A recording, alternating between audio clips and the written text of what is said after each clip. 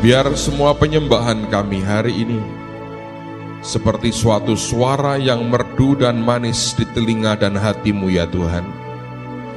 Biarkan kami didapati dengan tulus menyembah kepada-Mu, karena Engkau memang layak terima penyembahan kami. Kau berbicara dalam hidup setiap anak-anak-Mu. Jangan ada yang tidak mendengar Engkau berkata-kata. Wahyukan dan remakan Tuhan setiap perkataan-Mu ini, karena itu yang akan mengubah dan memberkati hidup kami. Roh hikmat, wahyu dan pengertian yang menguasai kami, yang membuat kami menangkap akan semua pernyataan Tuhan buat kami secara pribadi. Terima kasih karena kami tahu hidup kami diubah dan diberkati di dalam nama Tuhan Yesus.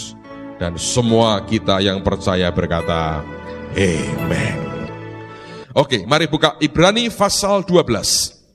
Ayat yang pertama, sambung ayat 12 dan ayat yang ke-13. Ibrani pasal yang ke-12, ayat yang pertama, saya akan bacakan dulu. Perhatikan apa yang firman Tuhan katakan dalam Ibrani pasal yang ke-12, ayat yang pertama ini. Kita berkata, karena kita mempunyai banyak saksi bagaikan awan yang mengelilingi kita, marilah kita menanggalkan semua beban dan dosa yang begitu merintangi kita, dan berlomba dengan tekun atau dengan sabar dalam perlombaan yang apa saudara? Diwajibkan bagi kita. Kata perlombaan ini artinya juga adu lari atau race, tapi juga ketika saya pelajari kata perlombaan artinya juga konflik dan juga pergumulan atau pergulatan. Konflik atau struggle, dan ternyata itu diwajibkan. Ada kabar baik buat manusia roh kita, bahwa semua orang percaya sebetulnya di hadapan kita itu ada pergumulan, ada konflik, ada struggle yang hukumnya wajib kita lewati. Itu bukan pilihan yang berkata, mau enggak kamu melewati konflik ini? Tidak ada orang mau. Karena itu Alkitab mengatakan ada perlombaan, ada konflik, ada struggle, ada pergumulan yang hukumnya wajib saudara dan saya mesti melewatinya. Nah, semua orang pasti akan merasa pergumulannya itu yang paling berat. Karena pergumulan orang lain Anda merasa ringan. Kenapa ringan? Karena engkau tidak merasakannya. Ya toh? Selalu kita berkata, yang aku kenapa paling berat? Dia kenapa enak? Salah. Semua kita punya pergumulan masing-masing. Semua kita punya pergulatan, konflik batin, konflik hidup yang masing-masing kita harus melewatinya. Itu hukumnya wajib. Itu perlombaan atau konflik atau pergumulan yang wajib hukumnya. Nanti kita akan tahu bahwa semua yang diwajibkan Tuhan itu baik buat manusia roh kita makin kenal dengan Tuhan. Tanpa itu tidak akan membuat apapun, perubahan apapun di dalam kehidupan kita. Jadi jangan ngomel ketika kita menghadapi akan pergulatan dan konflik dalam hidup kita yang tidak bisa kita hindari. Nah, kemudian perhatikan, bagaimana caranya supaya kita terbantu dan keluar sebagai pemenang. Kalau di rumah nanti tolong baca seluruh ayat ini, tapi kita lompat untuk menyingkat waktu, ayat yang ke-12 dan ayat yang ke-13. Mari perhatikan sama-sama. Sebab itu kuatkanlah tangan yang lemah dan lutut yang goyah. Ya, ini masuk akal kok, Anda bergulat, Anda bergumul, kalau tanganmu itu lemah dan tidak berdaya, begini ya, seperti orang kena stroke, ya tidak bisa menang. Kalau kakimu itu goyah juga sama. Ayat berikutnya.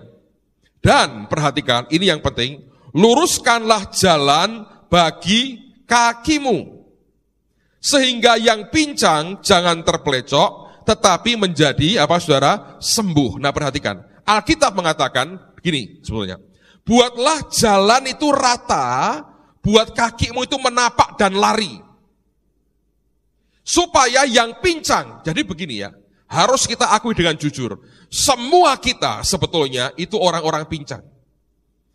Kita semua punya kelemahan, kita semua punya ketidakberdayaan. Kita semua punya yang namanya duri dalam daging. Yang sudah seperti apapun diminta, ini kok susah ya, gak hilang-hilang. Untuk membuat kita rendah hati dan sadar, kita ini orang yang lemah. Nah, jangan jarak, jangan keterusan dengan cara begitu. Kita malah sengaja tabrak dosanya, salah. Segala sesuatu yang kita sendiri lemah itu kita harus sadari, aku itu lemah di sini. Aku gak berdaya ini. Nah, kalau jalanmu tidak rata, kelemahan kita, ketimpangan kita ini membuat kita akhirnya terjungkal dan jatuh. Kalau jalannya diratakan dulu, justru akan menyembuhkan akan kepincangan kita. Alkitab berkata, tidak terpelecok, bahkan akan menjadi sembuh. Dengan kata lain begini saudara, semua pergumulan, semua pergulatan, semua perlombaan yang Tuhan wajibkan buat kita, kalau kita bisa buat jalan yang lurus buat kaki kita, yang rata buat kaki kita, maka akan justru menyembuhkan semua kelemahan di dalam kehidupan kita. Jadi semua yang wajib hukumnya itu tidak bisa kita hindari, karena justru itulah yang kelak akan memberikan kesembuhan buat manusia batiniah kami dan menyempurnakan kehidupan kita. Pertanyaannya sekarang adalah, jalan lurus itu yang bagaimana? Sederhana saudara, jalan lurus itu adalah sebetulnya jalan lurus pada hati kita. Kalau Anda baca di firman, selalu ini bicara soal hati kita. Nah, artinya begini, kalau hati kita itu rata, tidak berlubang-lubang, lurus hati kita, maka langkah kaki kita ini akan lebih ringan. Ya, kalau Anda sedang sakit di kaki, terkesleo misalnya, jalannya itu makin rata akan nolong menghilangkan sebagian rasa sakit kita. Kalau jalannya itu bergelombang begini, sakitnya luar biasa. Kita akan tersandung dan jatuh. Tapi kalau kita mengerti prinsip ini, bahwa begitu kita sadar, ini harus aku lewati, yang kita harus luruskan, dan buat lurus adalah hati kita ini, saudara. Nah, sekarang saya mau buktikan kepada Anda, bahwa untuk ngurusi hati kita, itu repot sekali. Coba buka Kisah Rasul pasal yang pertama. Kisah Rasul pasal pertama ayat yang ketiga. Kisah Rasul pasal yang pertama ayat yang ketiga. Kepada mereka yang menunjukkan dirinya setelah penderitaannya selesai, dan dengan banyak tanda ia membuktikan bahwa ia hidup. Heran ya, buktiin dia hidup aja di antara para murid, susahnya luar biasa. Sebab selama 40 hari ia berulang-ulang menampakkan diri dan berbicara kepada mereka tentang kerajaan Allah. Nah, saya mau berikan pernyataan begini. Untuk Yesus menyembuhkan orang sakit, dia hanya butuh sepatah kata dan yang sakit itu disembuhkan. Untuk dia membangkitkan orang mati, butuh satu sentakan, tali takum, dia angkat begini, bangkit dari antara orang mati. Dia teriak, Lazarus, keluar, keluar, keluar, saudara. Orang mati, gitu tok caranya. Untuk dia memberi makan ribuan orang, cukup doa pendek, ngucap syukur. Tidak seperti doa banyak orang Kristen. Oh Tuhan, berkatilah janda-janda, fakir miskin, yatim piatu, orang-orang di Afrika yang kekurangan makan, di Siberia itu banyak penjara yang kekurangan makan, bahkan di negara tetangga kami juga begitu banyak, sampai makanan basi belum amin-amin, saudara. Ya bagus juga sih mendoakan itu ya, tapi kalau hanya sebagai kewajiban kita menyengsarakan orang lain, Yesus tahu diri loh. Dia cepat hanya ngucap syukur, tidak berdoa untuk ini, untuk bangsa, negara, tidak mendoakan kaisar. Ada waktunya untuk yang lain. Begitu makan, dia ngucap syukur, dia bagi 5.000 orang kenyang. Itu sederhana. Untuk dapat duit, gampang. Sak pancingan tok. Petrus pancing. Tanpa ngantuk loh. Ikan pertama yang kamu dapat. Bukan ikan ke-375, bukan. Ikan pertama kamu dapat. Kenapa ya kalau dapat duit mesti dipancing dulu? Memang begitu mungkin ya. Makanya semua itu perlu modal, saudara. Dia kalau nggak punya kali dan pancingan minimal uget-uget cacing, nggak dapat duit itu. Mesti pakai cacing dulu, pancing dulu. Ikan pertama, buka mulutnya, cetok, ambil duit, bayar katanya. Gampang tak? Semuanya simple. Ngusir setan, cuma watot tok, kabur saudara. Gampang. Wong belum diapa-apain sudah nyembah kok. Setan itu. Tapi untuk ngurusi hati orang Kristen, para muridnya 40 hari. Dan saya akan buktikan kepada Anda, ada bagian yang tetap tidak bisa tuntas. Karena penuntasannya merupakan keputusan Anda dan keputusan saya. Nah ini loh saudara yang kita harus mengerti. Yesus untuk ngurusi hati para murid, meyakinkan mereka, aku ini hidup tidak mati. Percayalah kepadaku, ini loh kerajaan Allah seperti ini. Susah. Dan Yesus sebetulnya naik ke surga itu 2 kali, saudara.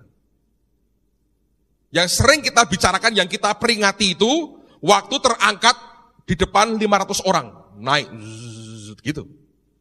Tapi sebelumnya, dia sudah naik duluan. Terus kemudian pulang lagi ke dunia. Mungkin berkata, maaf ya Bapak, durung bar lagi masih berantakan itu katanya. Bapak berkata, wis diberesi 40 hari, tidak pulang-pulang saudara. Extension 40 hari. Nah saya akan buktikan kepada saudara, yang diurusi dia itu soal hati. Kita nggak ada waktu untuk bicara seluruhnya, saya ambil 2 contoh aja di bagian awal dan di bagian akhir. Lihat Yohanes pasal 20, ayat yang ke-11 mulai. Yohanes 20 ayat yang ke-11. Tetapi Maria berdiri dekat kubur itu dan menangis. Sambil menangis ia menjenguk ke dalam kubur itu. Dan tampaklah olehnya 2 orang malaikat berpakaian putih. Yang seorang duduk di sebelah kepala dan yang lain di sebelah kaki di tempat mayat Yesus terbaring. Kata malaikat-malaikat itu kepadanya, Ibu, mengapa engkau menangis? Jawab Maria kepada mereka, Tuhanku telah diambil orang, dan aku tidak tahu di mana ia diletakkan. Sudah berkata demikian, ia menoleh ke belakang, dan melihat Yesus berdiri di situ, tetapi ia tidak tahu bahwa itu adalah Yesus. Kata Yesus kepadanya, Ibu, mengapa engkau menangis? Siapakah yang engkau cari? Maria menyangka orang itu adalah penunggu taman.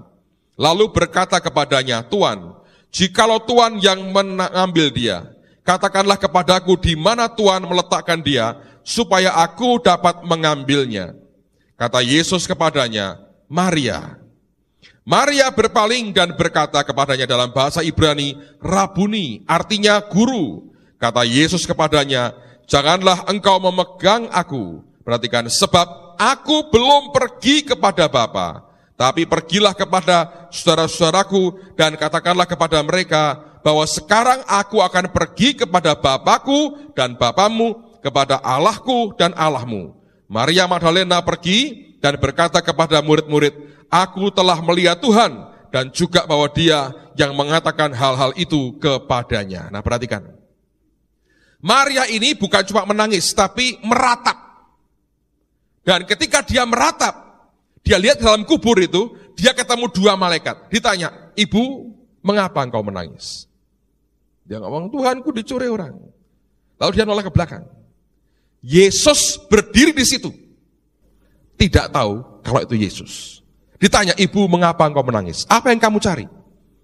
Malah nuduh Yesus. Kamu kan penjaga. Kalau kamu yang ngambil, kembaliin dong. Kok bisa, saudara? Saya belajar begini ya. Dia sudah punya keyakinan, kayak frame, bingkai di pikirannya. Yang dia mau cari mayat Yesus. Ini orang hatinya tidak percaya bahwa Yesus sudah bangkit seperti yang berulang-ulang dia katakan. Makanya waktu lihat Tuhan Yesus sendiri, dia berkata dalam pikirannya, pasti bukan Tuhan. Karena di bayangannya, Yesus itu adalah mayat. Makanya kata menyangka, itu berbahaya. Kekristenan tidak boleh didasari oleh karena aku sangka, aku kira, atau menyangka, mengira, itu berbahaya. Karena artinya kita tidak punya pengenalan yang benar, kita hanya meraba kira-kira seperti ini. Dan jatuhnya di error, saudara. Ditambah dengan kondisi hatinya kacau, diliputi duka yang dalam, dan perasaan duka itu membuat dia tidak bisa mengenali yang ilahi, bahkan tidak bisa mengenali Yesusnya sendiri.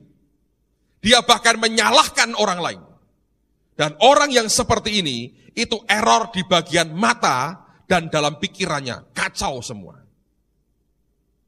Tapi hebatnya, perhatikan saudara, Yesus menyelesaikan persoalannya Maria dengan satu kata ketika dia panggil namanya. Dia berkata, Maria. Kalau Yesus panggil nama kita, dengar ya saudara, tidak ada orang bisa panggil nama kita seperti Tuhan panggil kita. Mengapa? Orang kalau panggil kita dengan panggilan apapun, itu biasa. Tapi kalau Yesus panggil nama kita, seperti kita ditelanjangi habis. Dari awal sampai ke akhir hidup kita, yang paling kita sembunyikan sekalipun, dia ngerti detail. Sehingga kalau Tuhan panggil kita, itu semua terbuka di hadapannya. Dan justru itu yang menyembuhkan hidup kita. Kalau ini kita ya, ketemu Maria, Anda boleh panggil, Mar. Tetap dia bilang, oh nopo, masih gitu. Atau panggilnya, Maria, enggak percuma saudara, enggak ada gunanya juga. Atau, mari, Nggak ada gunanya. Anda panggil, Maria, itu nggak ada gunanya juga, saudara. Anda boleh kayak film India, Anda boleh film kartun manggilnya, terserah. Tetap itu manusia yang panggil kita. Tidak mengubah apapun. Tapi kalau Yesus yang panggil kita, seperti orang yang membuka total hidup kita, dan kita akan merendah di hadapannya, dan tercelik mata rohani kita. Saya pernah mengalami peristiwa begini. Sekian tahun lalu, teman-teman Cirebon seringkali buat RC, Refreshing Course, setahun sekali di Sukabumi. Dan ketika mereka buat, satu hari mereka panggil saya untuk berbicara. Saya kali pertama dipanggil, dan bersama saya ada banyak hamba Tuhan yang gede-gede, termasuk seorang hamba Tuhan yang menurut saya pada waktu itu sudah paling luar biasa. Dan kami nginep di villa yang bersebelahan, dan orang ini rendah hati itu, saudara. Dia punya mobil bagus sekali waktu itu. Dan zaman itu mobil sudah bagus sekali. Dan kemudian dia jemput saya kalau mau berangkat itu. Dia mau jemput saya. Cukup baik orangnya. Dengan saya ramah sekali, dia panggil saya, yuk ikut sama saya. Dia antar saya bawa ke tempat RC. Dan semua orang senang. Dikerumuni banyak orang setelah itu. Dan dia ngobrol, dia cerita segala sesuatunya. Suatu hari, waktu makan siang, saya duduk di depan dia persis. Dan banyak hamba Tuhan lain di dekat-dekat dia. Lalu kemudian dia cerita, waduh pengetahuan Alkitabnya, pengalamannya aneh-aneh.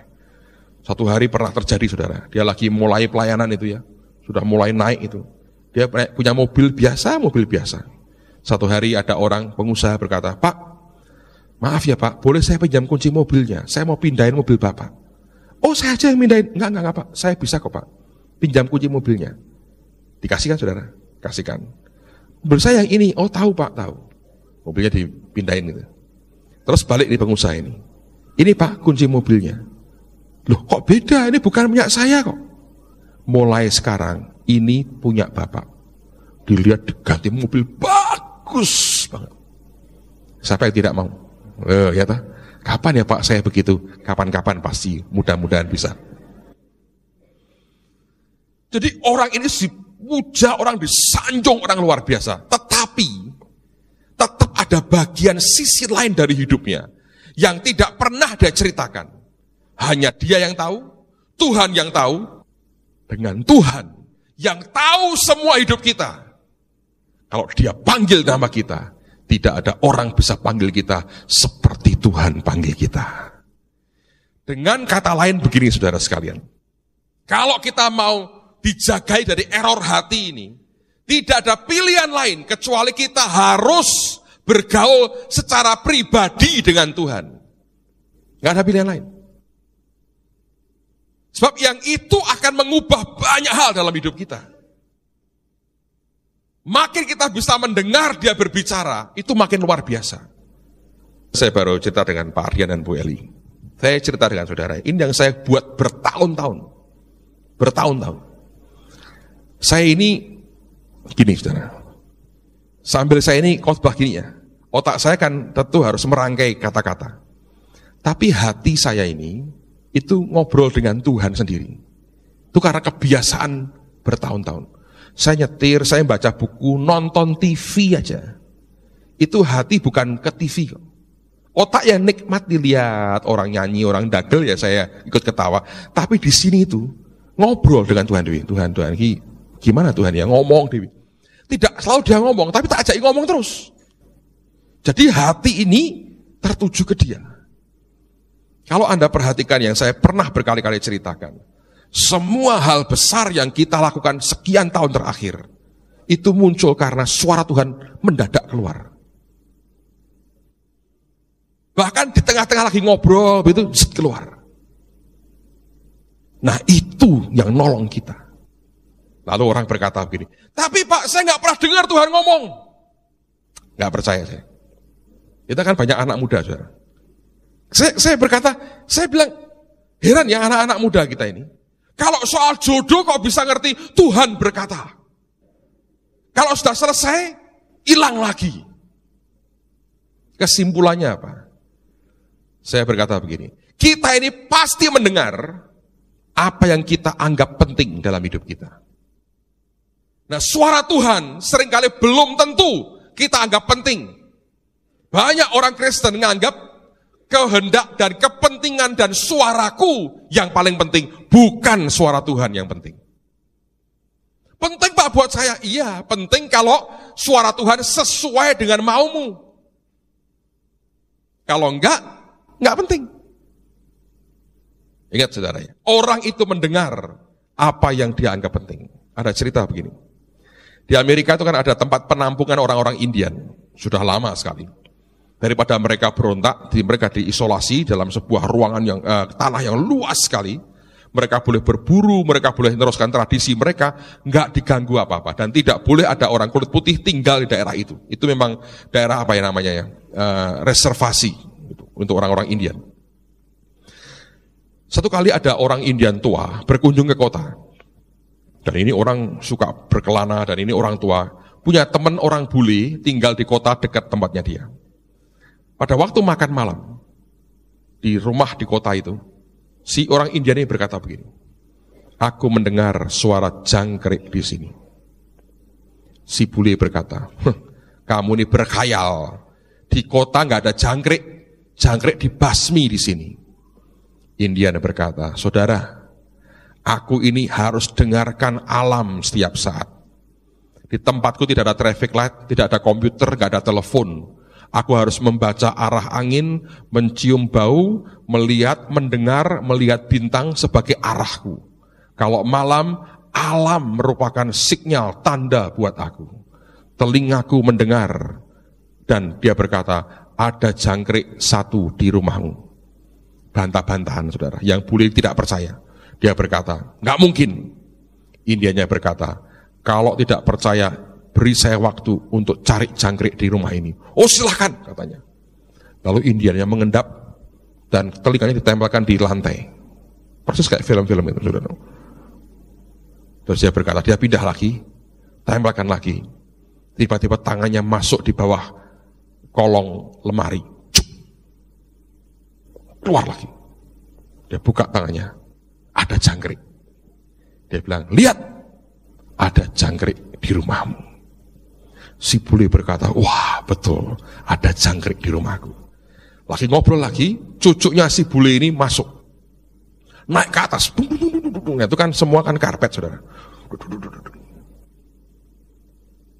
Uang koin yang di sakunya jatuh satu. Uang koin jatuh di karpet kan nggak bunyi. Kalau di lantai kan bunyi ya, ini di karpet.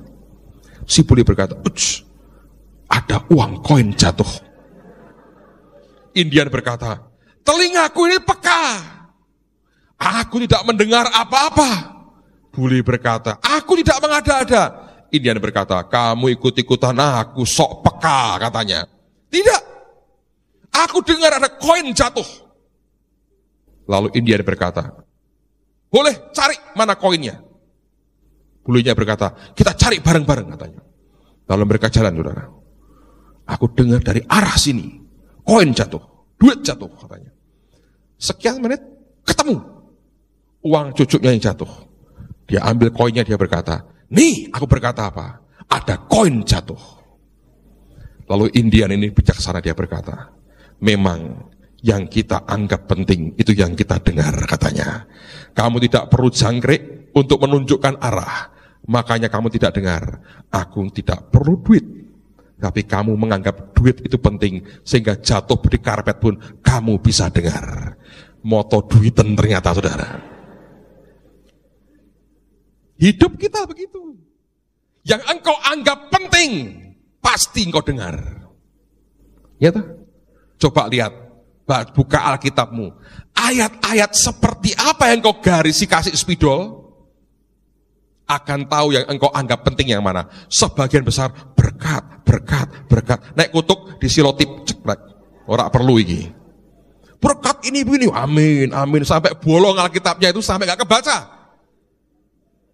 Entar di rumah ambil waktu, coba lihat yang engkau anggap penting yang seperti apa. Itu ketahuan. Pak, enggak ada coretannya. Tidak engkau anggap penting. Makanya dengar suara Tuhan tidak bisa. Tak coreti semua, Pak. Terlalu hebat sampai mimumet, saudara. Tapi kecenderunganmu apa? Lihat di Alkitabmu. Ketahuan kok. Jadi Maria ini belajar. Tuhan hanya berkata, Maria. Langsung ketahuan semua.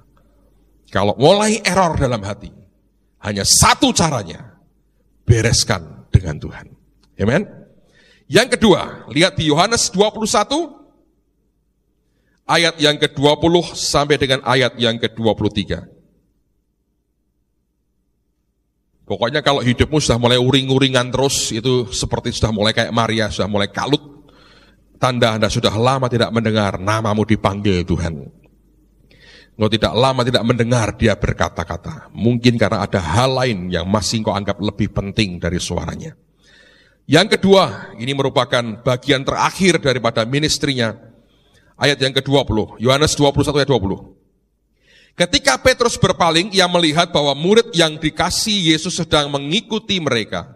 Yaitu murid yang pada waktu mereka sedang makan bersama duduk dekat Yesus dan berkata, Tuhan, siapakah dia yang akan menyerahkan engkau?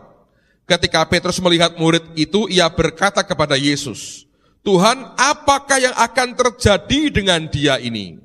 Jawab Yesus, jikalau aku menghendaki supaya ia tinggal hidup sampai aku datang, itu bukan urusanmu, tapi engkau ikutlah aku. Lalu perhatikan ayat ini. Maka tersebarlah kabar di antara saudara-saudara itu, bahwa murid itu tidak akan mati. Tapi Yesus tidak mengatakan kepada Petrus bahwa murid itu tidak akan mati, melainkan jikalau aku menghendaki supaya tinggal hidup sampai aku datang, itu bukan urusanmu. Jadi Petrus ini seperti yang lain sebetulnya, dilanda iri dan kedengkian, jealous dengan orang lain. Sesama murid itu tinggal 11 ini, saudara. Kelihatannya rukun di luarnya. Di dalamnya tetap nyimpen jealous dan iri. Pertanyaan mereka, siapa terbesar di antara kami? Nah, waktu nasibnya diceritakan Tuhan, dia pengen tahu nasibnya orang lain. Lebih baik atau lebih buruk dari saya? Dia tanya, lah nasibnya dia bagaimana? Yesus kalau melihat orang iri begitu, malah quote and quote tanda petik dikerjain, saudara. Sebab kalau dikerjain panas hatinya, bagus untuk menyembuhkan dia. Dia gak berkata, ora apa-apa kok Petrus, dia luwih buruk nasibnya dari kamu, kowe wis paling apik. Petrusnya seneng, tapi itu tetap jahat di mata Tuhan. Nah, Yesus berkata begini, kalau aku mau tetap dia hidup ini, tetap dia hidup. Terus Petrus jadi penyebar gosip, oh orang mati. Sebab dia kecewa betul dengan perkataan Tuhan seperti itu. Dia langsung berpikir, berarti Yohanes tidak akan mati sampai Tuhan datang.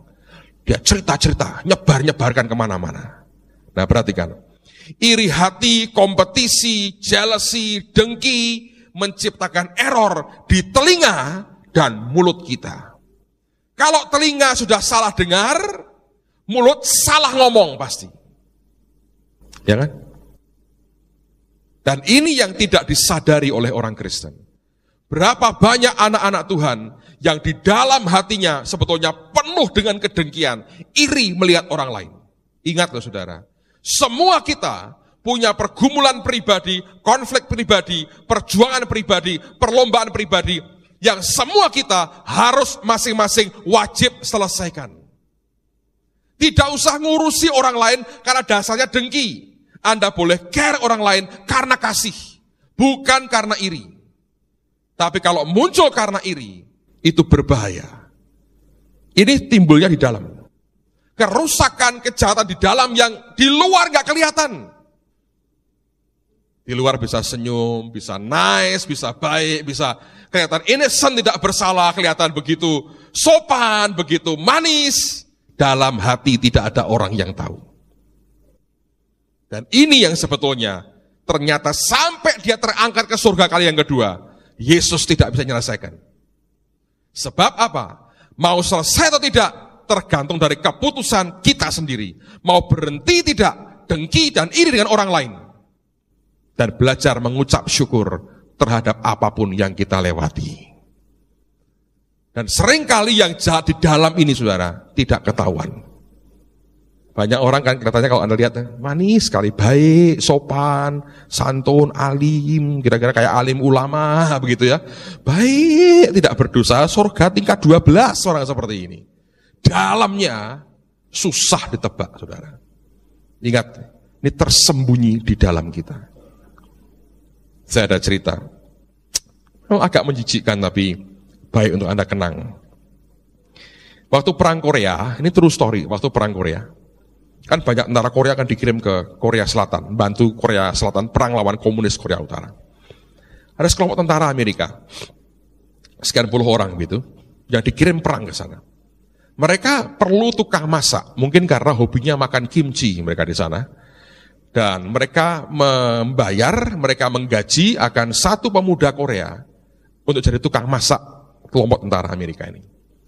Jadi dia masak. Ini pemuda baik sekali kelihatannya. Sopan, tiap pagi good morning, begitu. Pokoknya baik sekali. Dan tidak pernah ngeluh, tidak pernah bersungut-sungut, tidak pernah marah, halus, sopan sangat. Lalu di tentara-tentara ini iseng, mereka berkata gini, orang kok terlalu baik, kita kerjain dia. Supaya kita tahu ini kalau lagi marah, reaksinya seperti apa. Lalu, apa yang mereka buat? Mereka sepakat, kita kerjain ini pemuda Korea. Satu pagi, sepatunya di bawah itu dipaku, karena lantai kan barak ya, lantai dari kayu. Dia ambil paku, dipaku.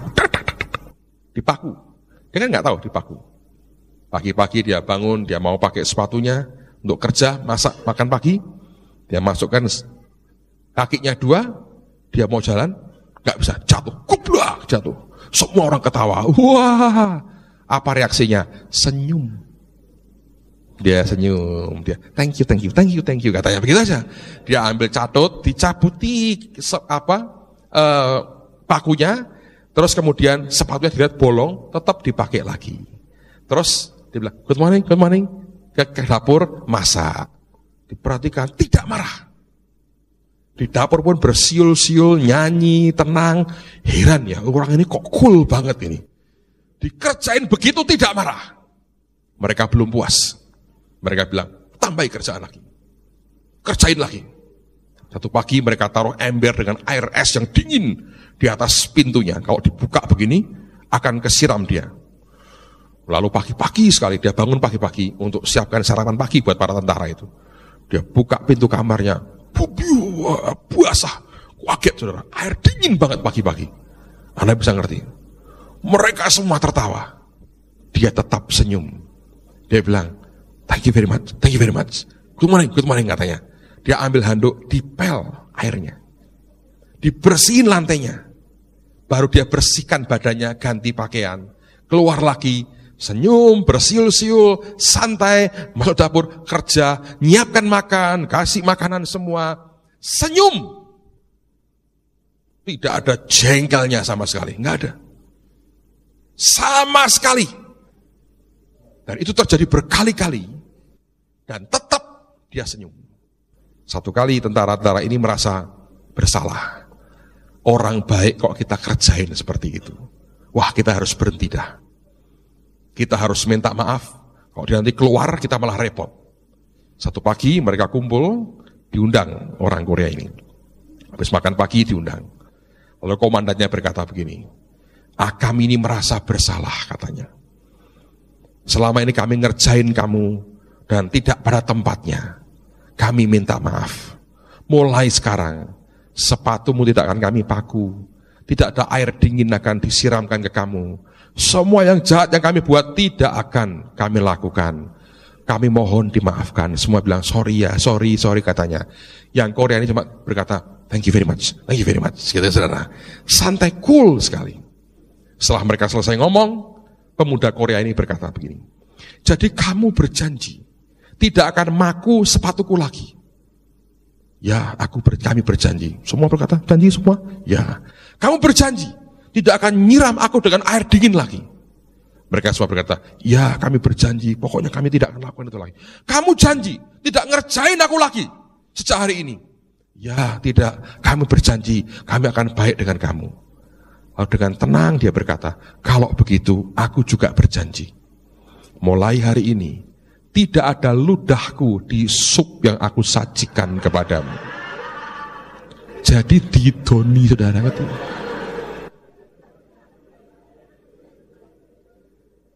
Baik atau jahat saudara? Paling jahat menurut saya. Makanya kalau makan di restoran, baik-baik dengan pelayan restoran dan pemiliknya. Kalau Anda banyak ngomong, banyak protes, makanmu pesan sup apa? Nyo, pipis nyo. Bahaya saudara. Baik-baik dengan mereka. Agak lama jualinya tenang, mengucap syukur. Hati-hati kalau dipanggil nyo. Belum pipis. Ini ada supnya. Mateng betul kita saudara. Oh coba tiru ya, istri-istri kalau suamimu jengkel. Oh bojoku nek kurang ajar tak ngono oke Pak, salah loh. Anda berdosa loh. Itu contoh tidak baik, bukan untuk ditiru. Tapi tentu yang paling mengesankan yang ini toh. Mau khotbah apa? Itu katanya lah repot. Makanya catat, firmannya catat, saudara. Saya mau beli kasetnya yang apa? Yang itu loh. Makanya kalau Anda bergaul dengan orang, lihat orang, jangan nilai luarnya. Anda pasti kecewa. Minta hikmat dengan Tuhan. Tahu dalamnya seperti apa Tuhan. Amen, saudaraku. Iri hati, kedengkian itu di dalam kita. Tidak bisa dipungkiri, pasti akan keluar produknya. Cepat atau lambat. Kalau kita membiasakan diri kita dikuasai iri hati, malah ujungnya membawa kesia-siaan dan maut. Lihat Pengkhotbah sekarang. Alright, yang itu lupakan ya saudara ya. Pengkhotbah pasal 4 ayat yang keempat. Pengkhotbah 4 ayat yang keempat. Dan aku melihat bahwa segala jerih payah dan segala kecakapan dalam pekerjaan adalah, ini bahasa begini, itu bersumber dari iri hati seorang terhadap yang lain. Ini pun kesia-siaan dan usaha menjaring angin. Jadi ada orang yang kerja keras dan berprestasi supaya dia lebih baik dari orang lain. Tidak mau kalah sama orang lain. Jangan sampai aku kalah dengan dia. Aku harus buat begini. Supaya kelihatan, ini loh aku kerja. Ini loh berprestasi. Alkitab berkata, itu kesia-siaan dan usaha menjaring angin. Lihat Ayub pasal yang kelima. Sebelum Mazmur. Kitab Ayub pasal yang kelima. ayat yang kedua.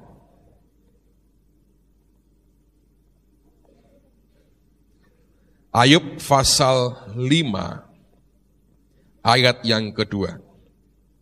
Kita akan baca sama-sama. Ini ayat penting buat semua kita. Mari baca dengan suara keras.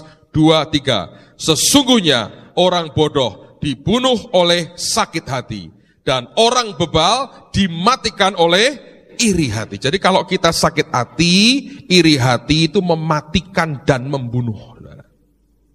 Alkitab yang berkata, minimal rohmu bisa mati kalau engkau biarkan itu bercokol di hati kita. Amsal 14 sekarang. Amsal 14 ayat yang ke-30.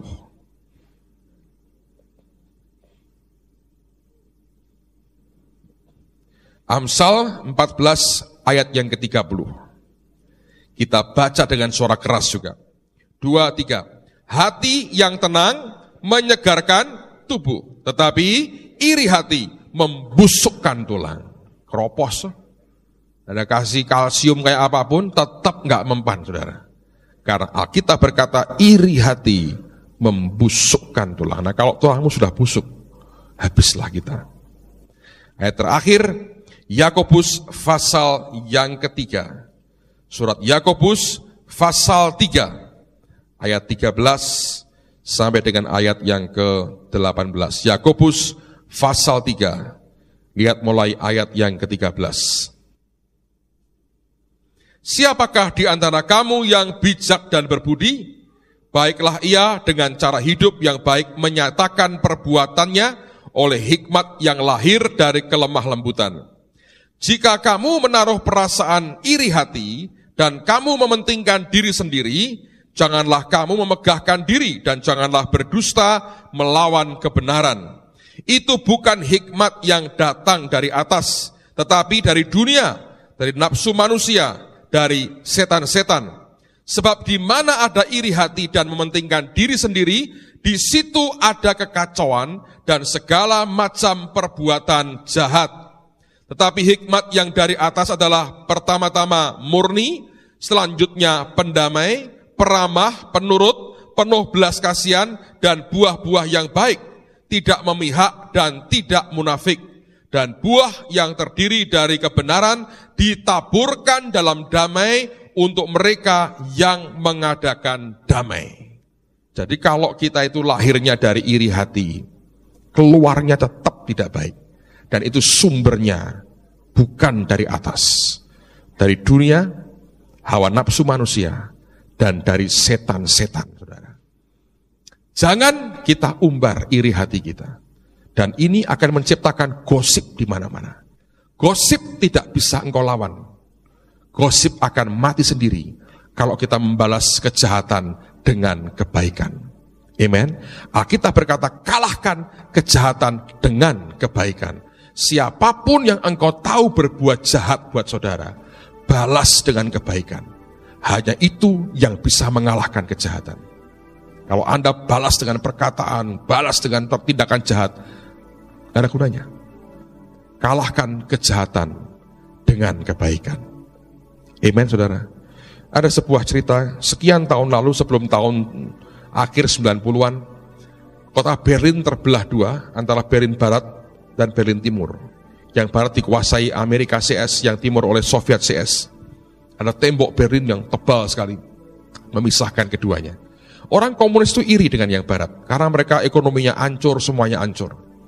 Satu hari, orang-orang Berlin Timur ini mengumpulkan sampah. Sampah dikumpulin, lalu kemudian dengan truk itu dilempar ke Berlin Barat. Sampah. Orang di Barat melihat itu, mereka nggak marah.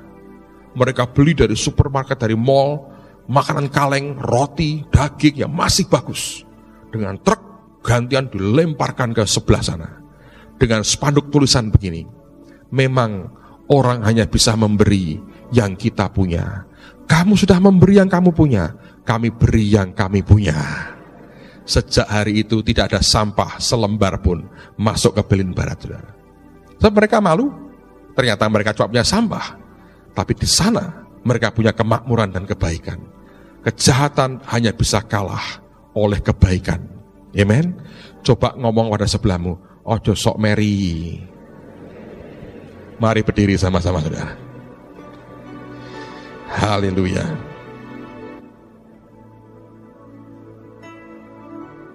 Bukankah kita punya Tuhan yang luar biasa? Yesus itu luar biasa. Mari katakan lagu ini, ubah hatiku seputih salju. Pakai sebagai doa kita. Mari. Ubah hatiku seputih salju.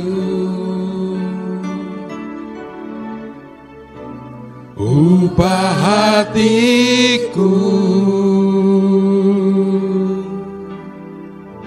seperti dirimu. Ubah hatiku seputih salju. Ubah hatiku seperti dirimu. Engkau penjunan, aku tanah liat. Engkau penjunan, aku tanah liat.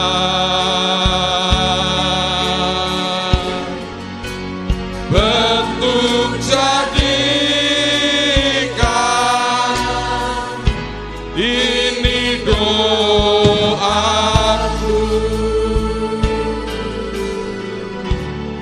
Ubah hatiku